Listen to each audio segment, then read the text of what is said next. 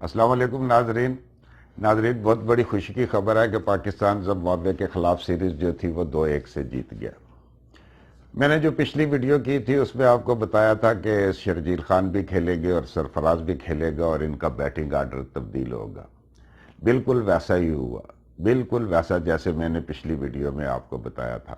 فرق صرف اتنا ہوا کہ میں یہ سجیسٹ کر رہا تھا کہ شرجیل جو ہے وہ 1 ڈاؤن آئے، لیکن بابر اعظم ایک عظیم آدمی ہے۔ بابر اعظم نے اپنے آپ کو 1 ڈاؤن کر لیا اور شرجیل کو اوپن پر لے کے آئے۔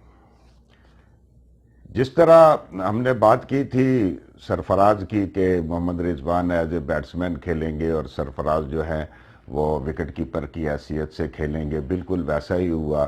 ایسے ہی ان کو بیٹنگ آرڈر دیا گیا اور اس طرح جو ہے یہ بہت اچھی ایک ٹیم جو ہے وہ تشکیل دی گئی۔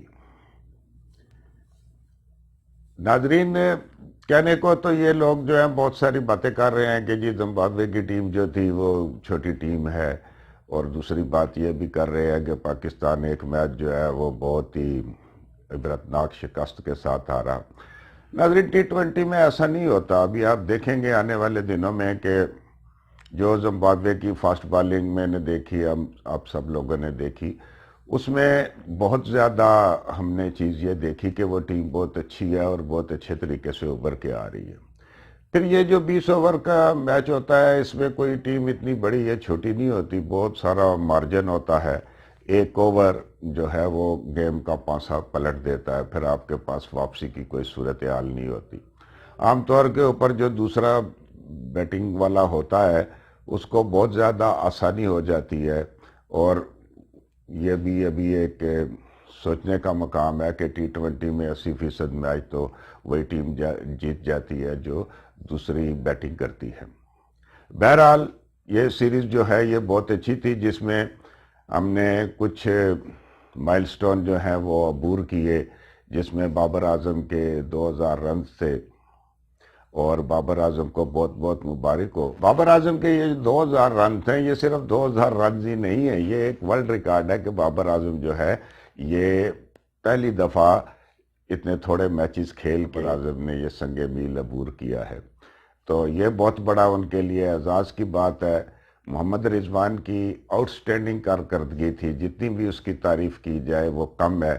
یہ جو پچھلے 9 میچ کھیلے ہیں یہ محمد رضوان، اس میں آؤٹ سٹینڈنگ ان کی کارکردگی ہے اور 500 سے اوپر انہوں نے رن بنائے ہیں۔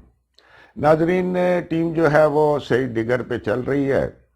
اب اس کے اندر کچھ ایسی تبدیلی نہ کر دی جائے جو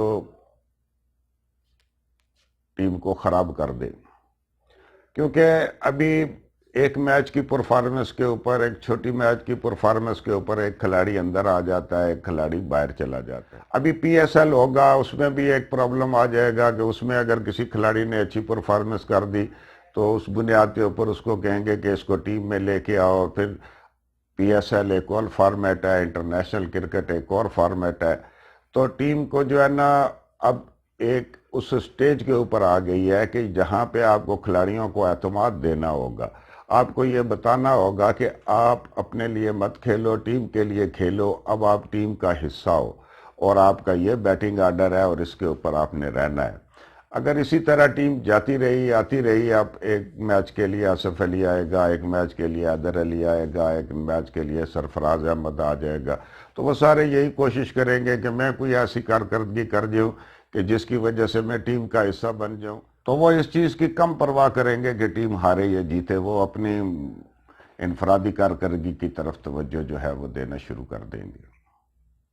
بہت بہت شکریہ ناظرین، ہم آپ کی خدمت میں حاضر ہوتے رہیں گے۔ اللہ حافظ۔